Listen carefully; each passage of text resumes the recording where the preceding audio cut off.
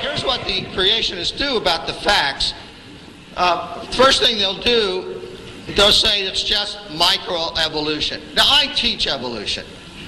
All right? I never talk about macroevolution because, in fact, macroevolution are one and the same thing.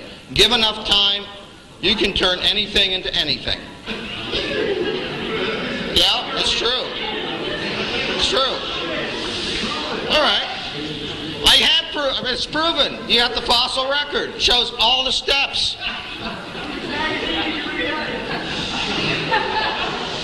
All right, so typically what the creationists do, they'll deny the existence of tens of thousands of transitional fossils.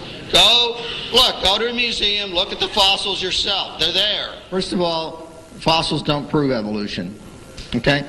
The fossil record is consistent with a story, a historical pattern. It's proven. You have the fossil record. It shows all the steps. Fossils don't prove evolution. And that's exactly what paleontologists work at.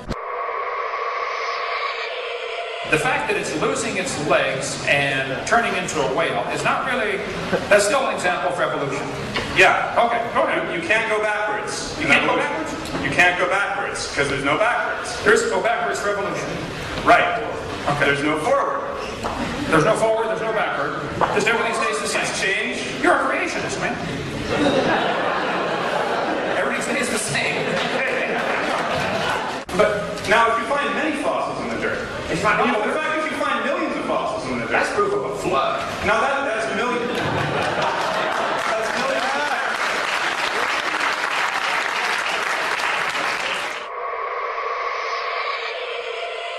We have a very good set of bones saved from fossil records showing that the whales evolved through a long period of time from animals that were on land to animals that are in the water. We have that evidence. And to say we don't have it or to say that we're lying is disingenuous to this audience. I don't know if I can help if you can't get this, but no fossils count as evidence for evolution. Well, first place, there's not enough to tell what it is. Secondly, you don't know that that is the ancestor of anybody. You don't know that that animal had any kids that lived. It is absolutely impossible to use any fossils at all as evidence for evolution. And anybody that's telling you fossils are evidence for evolution, you talk about voodoo science, that is it, folks, okay? We know these bones produce something other than their kind. Even though no animal today can do this, these bones were able to do it. That's absolute voodoo science. That's a good word. I got to use that one from now on. I appreciate that, okay? And if those bones don't have dates on them, they don't come with a little tag saying this one evolved into this one. All you do is put your preconceived evolutionary imagination idea on top of these fossils that are found. Fossils don't mean anything as far as evolution is concerned. We don't need them. We got all the evidence we need to prove evolution without fossils. Forget fossils. They just aren't important. What's important is DNA. We have a very good set of bones saved from fossil records showing that the whales evolved through a long period of time from animals that were on land to animals that are in the water. Fossils don't mean anything as far as evolution is concerned. We don't need them. And to say that we're lying is disingenuous to this audience. And evolution, regardless of what Dr. Hovind says, is very much a part of that tradition. We are constantly revising. Tradition? You don't have to trust tradition. I mean, come on, there's different traditions all over the world. But we can trust science because science should be the same all over the world. You start from very simple life and eventually you get everything that we have around us, from elephants to alligators to chimpanzees and everything in between. According to Chen, the fossils he's discovered turned Darwin's tree of life upside down. Darwin's tree, reverse construct very unexpectedly. Our research convincing major phyla starting down below at beginning of Cambrian. Base is wide, gradually narrow, so this is almost turned on different way. Hi, Dr. Hogan. Hi, I forgot your name now. What is it? My name is Michelle Markstein, and I'm a postdoctoral fellow here in the Integrative Biology Department. I have a PhD in genetics. Here's an interesting fact. If you take and look at what's inside that banana and those dogs, they're awfully similar. Now, do you believe dogs are related to bananas? Ultimately, yes. Ultimately, yes. Okay. You're saying, as a postdoctoral Fellow. There you go. But you don't need to say doctor in front of my name. Okay. I'm pretty secure about it. If God decided to use the mechanism of evolution to create human beings, you look nervous. to say that was a bad thing to do Calm down. It's okay. You know why I'm nervous? Because I don't have the rhetorical skills that you do. No. I am winning this argument because I'm right. No,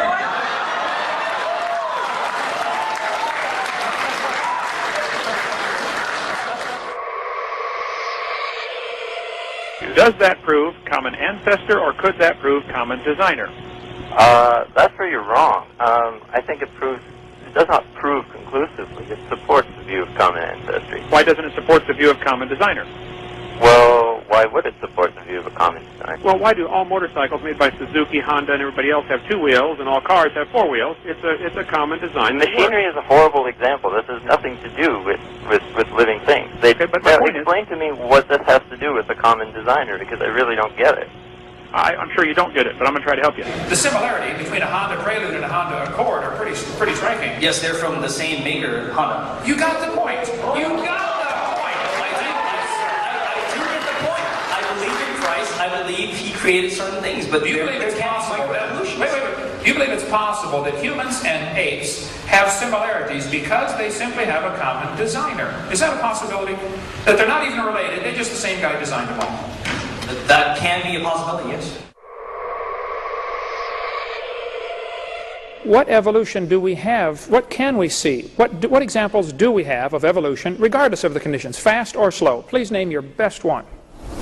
Well, we talk to the fossil record, right? We talk to the obvious existence of extinct and ancient life forms that have all the appearance, unless you believe a very complicated conspiracy theory, they have all the appearance of being millions of years old, right?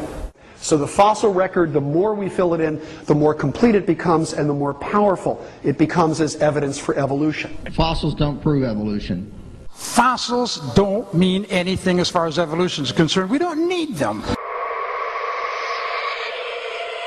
If people have lower back pain, that would not be proof of an ape-like ancestor, and that would be the opposite of evolution. No, it would not be the opposite of Yes, it is. I would love to explain why it's not. Okay, where's an example of where we're gaining something new?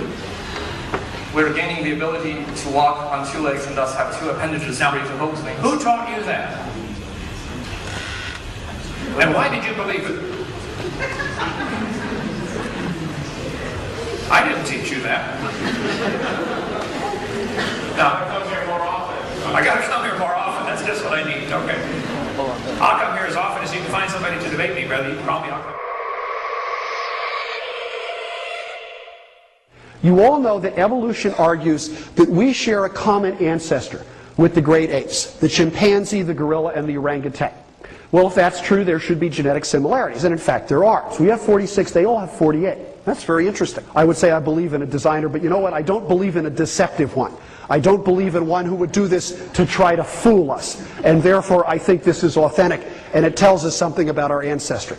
Number of chromosomes is an interesting study. It is indeed true that chimps have 48, humans have 46. Tobacco also has 48.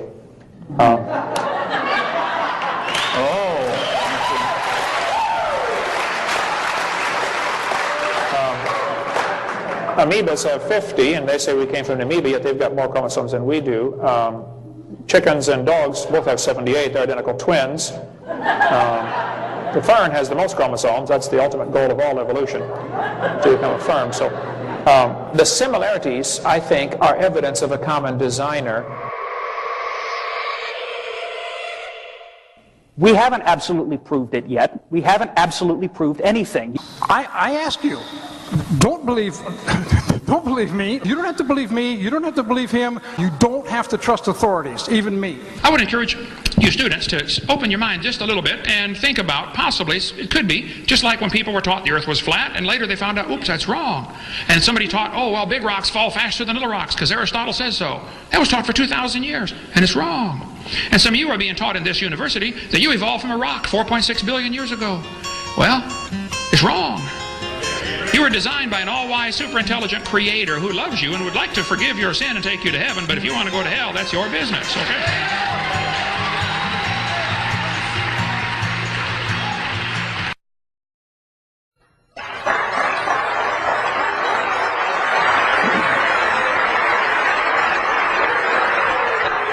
So, I want to go on record as saying I love science, I'm not anti-science, I'm not anti-schools. I just think the lies ought to be taken out of the books. And I don't know of anything to support the evolution theory. And I want to see the evidence so badly that we've been, for about 10 years now, offering $250,000 if somebody's got some real scientific evidence for evolution. I want to see it real bad. Thank you so much. Work I've seen by the name of Ken Ham. I believe he leads Answers in Genesis. Is that right? Yes, good friend of mine. And I believe it was on his website that he gave the suggestion that when a teacher presents the idea that the universe is millions or billions or cajillions or whatever they're up to these days, old, that the response is, how do you know? Were you there? I have actually gotten that response from several students of mine in the non-majors biology course I teach. When I ask them, do they have any questions, the response is, how do I know? Was I there? Well, the answer is I wasn't. So all I really know is that the universe is at least 32 years old. I was there for that portion of it. The rest of it is complete speculation. I was not there for, the Civil War, the Revolutionary War. All we have is indirect evidence for things like that, but we don't have direct demonstration that any things like this happened. So I'll just say that I definitely know it's older than 32 and leave it at that. Thanks. All right, very good. And I can testify it's at least 49. No. I think the type of evidence we have for the Civil War is vastly superior to the type of evidence we have for evolution. Okay?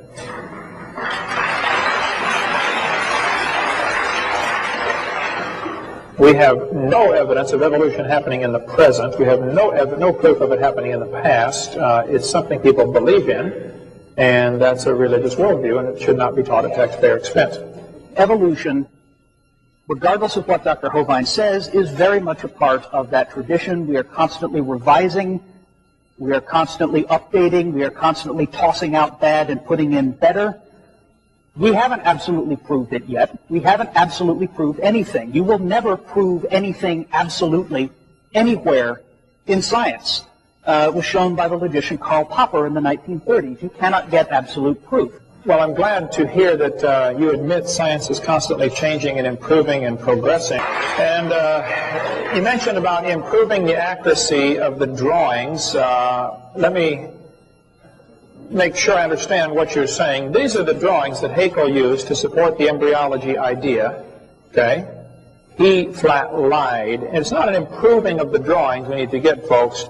On top are Haeckel's drawings. Underneath are actual photographs. Haeckel was convicted of fraud and confessed he was a liar. Here's an Irish textbook telling the embryo's gill slits. Here's Holt Biology showing gill slits. That's simply a lie. There's Glencoe Biology showing gill slits, a 4th-week embryo. There's Tim Barrett still teaching 115 years after it was proven wrong. Here's Kenneth Miller, 1998. I debated Ken Miller on the radio a couple of months ago. I said, Ken, why are you still teaching that? You write a lot of textbooks. He said, well, we're taking it out of the next edition. Here's a 2000 edition textbook, still has the gill slits. Here's a 2001 textbook, still teaching the kids. They look similar. These similarities provide evidence that these animals evolved from a common ancestor. But that's just a bald-faced lie. First place, they're not similar. Any similarities that there may be construed could be just as much evidence of a common designer. Why are we all paying to teach the kids this is evidence of a common ancestor in the 2001, proven wrong in 1874? And I still don't think you get it from what I'm hearing you say. You still somehow think this is evidence for evolution. Do you think the similarities of the embryos are evidence of a common ancestor? Yes or no? Sure. Okay, then you're lying to your kids. They are not evidence of a common ancestor.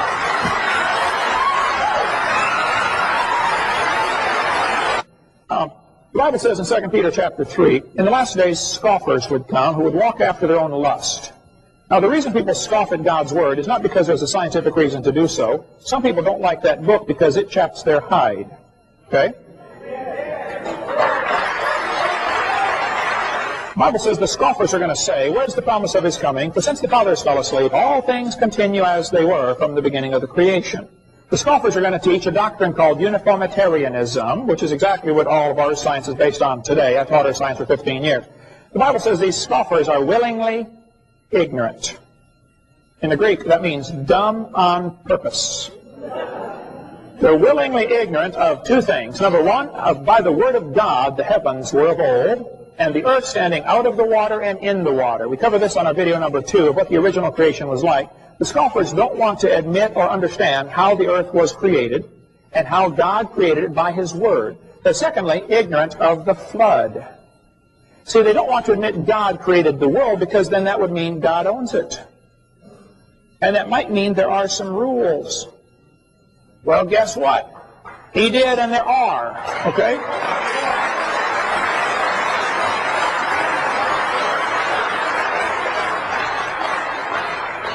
They also don't want to admit there was a flood because that worldwide flood in the days of Noah is proof positive God has the authority to judge His creation. And He's coming to judge it again whether you like it or not. And Dr. Wagner, my goal in doing these debates is to help students that have to learn this evolution stuff to see the other side. Now, if you have a scientific reason to reject the Bible, I would like to hear about it. I'd like to see it, okay? So far, I've not seen you show any scientific evidence that makes me want to leave my Bible behind and say that evolution has happened. I haven't seen any scientific evidence, and I've studied this intently for many years.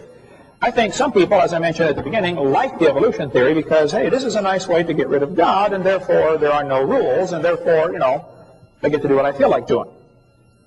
By just exactly what Peter said, they walk after their lust. There's the bottom line right there. Okay? And if I was going to invent a God, I would not invent one that tells me I can't do some things that you like to do. We didn't invent the Christian God. We just are trying to obey and do what He says. Okay? If you're here today and you're not a Christian, you ought to become one because we're all going to stand before this God that judged the world once before, and He's going to judge it again, coming real soon to a city near you. Thank you so much for coming.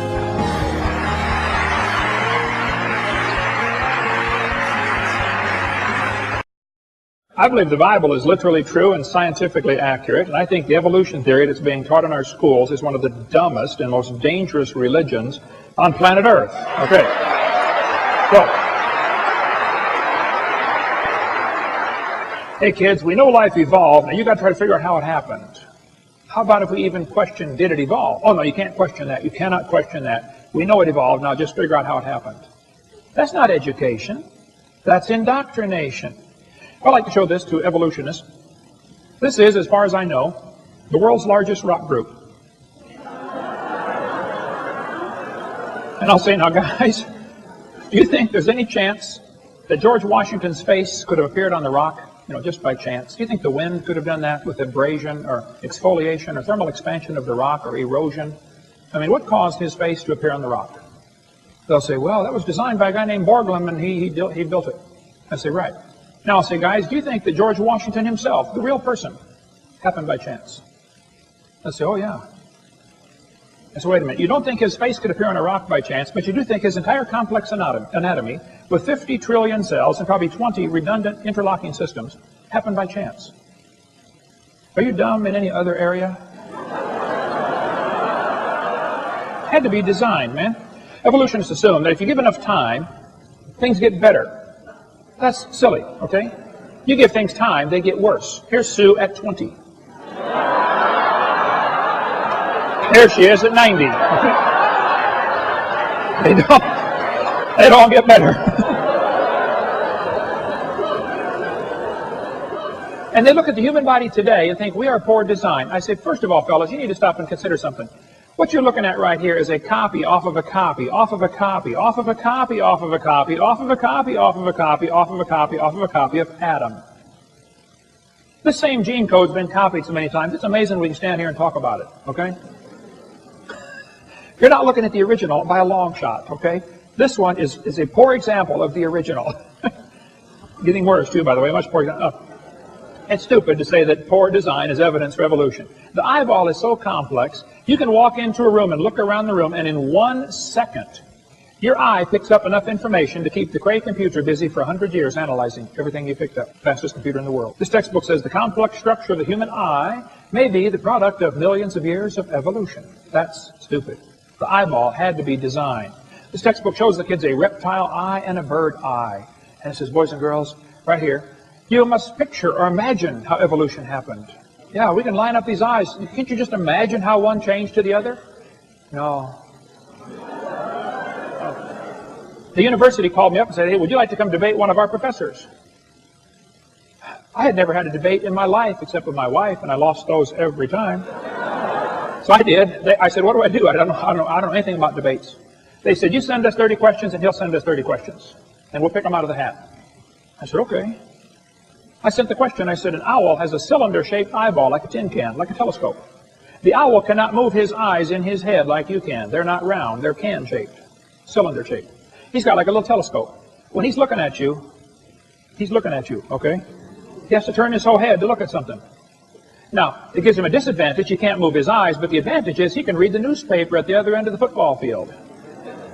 If he could read and he cared what's going on. I said, now, most eyes have a round eyeball. This one has a cylinder-shaped eyeball. Would you please explain to me how this evolved? And how did the bird see in the meantime when it was partway cylinder and partway round? That question never came up, but anyway. So when they're telling you the eyeball evolved, it's just stupid, okay? Talking about DNA, deoxyribonucleic acid, the most complex molecule in the universe. To say that formed by chance is just plain stupid. But let's suppose it did. Chromosomes are the most complex molecule there is, and penicillin only have 2 of these chromosomes, these DNA strands. So they must have evolved first, and then slowly over millions of years, they got some more chromosomes and turned into a fruit fly. They have 8. Very slowly over millions of years, they developed more chromosomes and became a tomato, or possibly a housefly. They're twins. It's very tough to tell the difference between these two. And then slowly evolved into a pea, and then over millions of years, it became a bee. Now there you can see the similarity. Pea, bee, very similar. Okay? And slowly, over millions of years, we had triplets. Either the possum, the redwood tree, or the kidney bean came first. I'm not sure.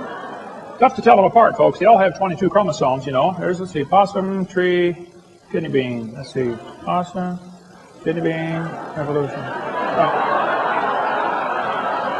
And then slowly, over millions of years, we evolved enough chromosomes to be a human. Here we are with 46. If we can just get 2 more. We're going to be a tobacco plant.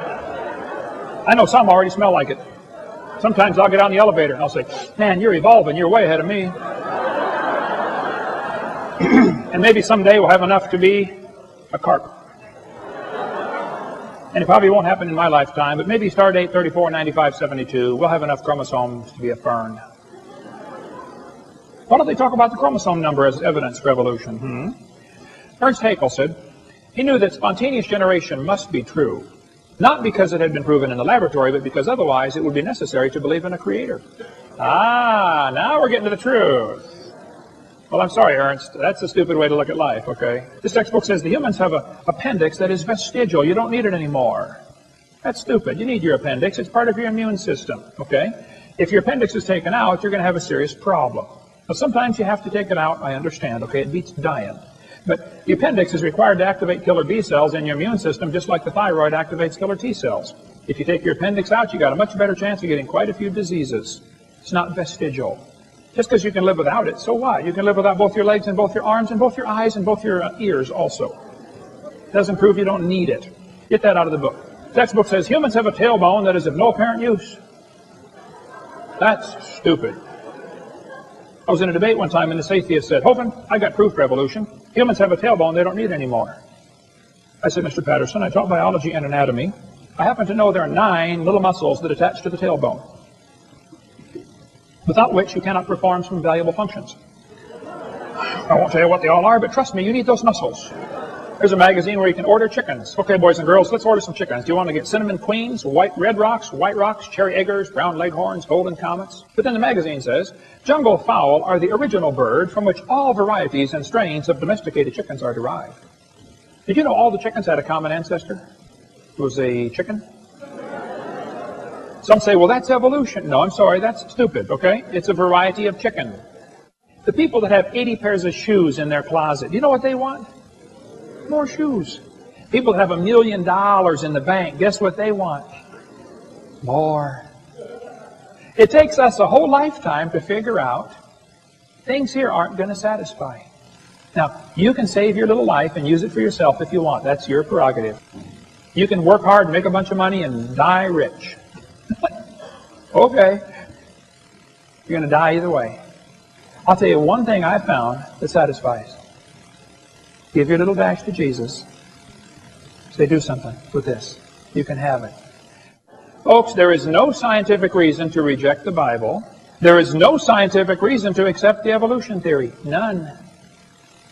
Now, you might have a reason to accept the evolution theory because of your lifestyle. Well, then I can't help you. Okay? But let me tell you, God created the heaven and the earth. God's going to come back and be the judge of this world one of these days. And if you haven't trusted Jesus Christ, His Son, to forgive you of your sins, you're in serious trouble. You're going to stand before God in trouble. The pre-flood Earth probably had one very large supercontinent containing lush vegetation, seas, rivers, and minor mountains. According to the hydroplate theory, the pre-flood Earth had a lot of subterranean water, about half of what is now in our oceans. This water was in interconnected chambers forming a thin spherical shell about half a mile thick, perhaps 10 miles below the Earth's surface. Increasing pressure in the subterranean water chamber stretched the overlying crust just as a balloon stretches when the pressure inside increases. Failure in the crust began with a microscopic crack which grew in both directions at about 3 miles per second. The crack, following the path of least resistance, encircled the globe in about 2 hours. As the crack raced around the Earth, the overlying crust opened up like a rip in a tightly stretched cloth. The subterranean water was under extreme pressure because of the weight of the 10 miles of rock pressing down on it. So the water exploded violently out of the rupture. Calculations show that all along this globe-encircling crack, fountains of water jetted supersonically over 20 miles into the atmosphere. The spray from this enormous fountain produced torrential rains such as the Earth has never experienced before or after. The Bible states that all the fountains of the great deep burst open on one day.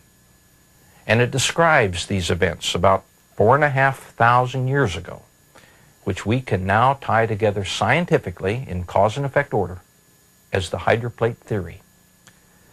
The fountains of the great deep and the expanding steam produced violent winds.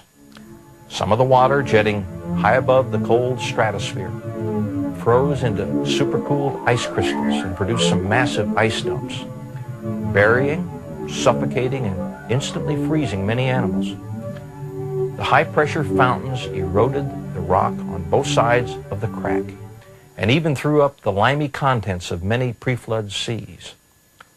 Huge volumes of sediments settled out of this muddy water all over the Earth. These sediments trapped and buried plants and animals, forming the fossil record. The flooding uprooted vegetation, moving it to regions where it accumulated and quickly became coal and oil by processes we can duplicate in the laboratory today. Experiments show that as erosion widened the rupture, its width became so great that the compressed rock beneath the subterranean chamber sprung upward, giving birth to the mid-oceanic ridge that wraps around the Earth like the seam of a baseball. The continental plates, the hydroplates, still with lubricating water beneath them, slid downhill away from the rising mid-Atlantic ridge. After the massive, slowly accelerating continental plates reached speeds of about 45 miles an hour, they ran into resistances, compressed, crushed, thickened, and buckled. The portions of the hydroplates that buckled up formed mountains. Those that buckled down formed ocean trenches. This is why these features are generally parallel to the oceanic ridges from which they slid. The hydroplates, in sliding away from the oceanic ridges, opened up very deep ocean basins into which the floodwaters retreated. Every continental basin was naturally left brimful of water, producing many post-flood lakes. Each lake that grew from rainfall or drainage from higher elevations spilled over its rim at the lowest point of the rim.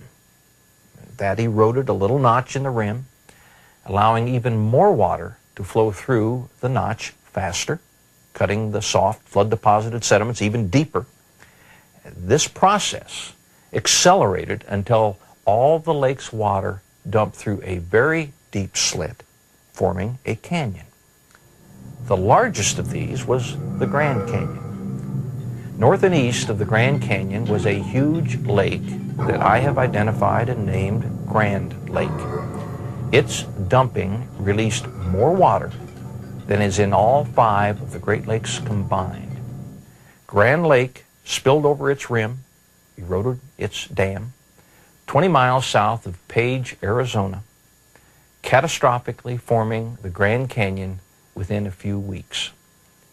Rapid deposition of flood deposits from tidal action means there was little time for erosion to occur between successive layers.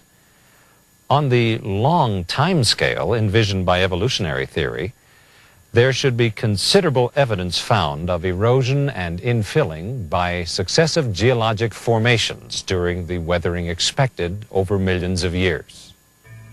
The geological layers of the Grand Canyon are remarkable in showing little or no evidence of erosion between different layers. Instead, we see pancake layering, very much consistent with the rapid deposition envisioned by the flood model. Erosion did not occur until all of the layers had been deposited. But how rapidly could the canyon itself have eroded? Freshly laid down sediments would still not have completely hardened into rock, which allows the possibility that erosion of the canyon could have taken place far more easily than if it had hardened into rock, as evolutionary theory has assumed. However, under the right conditions, water can rapidly cut its way through the hardest of rocks, such as the granites at the bottom of the Grand Canyon. Those conditions involve cavitation. Cavitation is the rock pulverizing process associated with water flows greater than 100 feet per second. As water detaches from irregularities in the bedrock channel, vacuum bubbles are produced, inflicting hammer-like blows on the bedrock surface, literally converting the rocks into powder. A modern example of rapid erosion of bedrock from cavitation comes from Glen Canyon Dam on the Colorado River just above the Grand Canyon. Excessive snowfall from the high country of the upper Colorado River Basin in late spring of 1983 caused excessive runoff that poured into Lake Powell at rates of up to 148,000 cubic feet per second.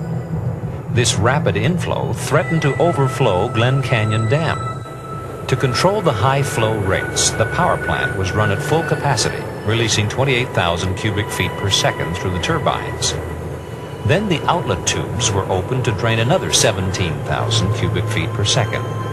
This was still not enough. The emergency situation required engineers to risk damage to the spillway tunnel. And on June 15, the 40-foot diameter left spillway tunnel was opened to drain an additional 13,000 cubic feet per second, which was then raised to 17,000 cubic feet per second. Then on June 28, the flow was increased to 32,000 cubic feet per second. At this point, the water exiting the tunnel became red, and noticeable ground vibrations, earthquakes, were felt by engineers. Large blocks of concrete and bedrock came hurling from the 40-foot diameter tunnel. After closing the spillway tunnel, the survey team discovered extensive cavitation damage.